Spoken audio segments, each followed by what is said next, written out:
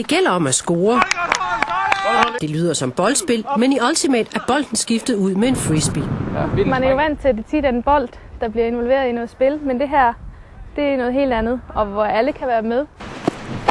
Som lovet i guide sidste gang, ser vi denne gang på en anderledes udendørs sportsgren. Kom nu, mand! Altså bare lige få lidt mere afstand. En god måde at få rørt sig rigtig meget på. Så synes jeg, det er sjovt, de dueller, der tit kan komme. Fordi det er en meget mand-til-mand sport, så man får en direkte modstander meget tit. Men det kan også være kvinde til kvinde, for der er både mænd og kvinder på banen, og også i turneringer er der mixede hold. Som i amerikansk fodbold er der en målzone på hver banehalvdel. Og det går ud på, at det angribende hold starter ned i den ene ende og skal score i målzonen ned i den anden ende. Lige nu så har vi det grå hold, som er angribende, og de skal score ned i den målzone, der er tæt på os her. Og det går så ud på, at de skal gribe disken ind i den målzone.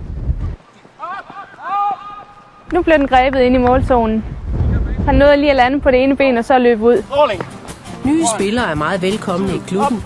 Har du fået lyst til at prøve kræfter med sporten, har Aarhus Ultimate begyndertræning den første onsdag hver måned kl. 18 på banerne ved Åhavevej i Viby.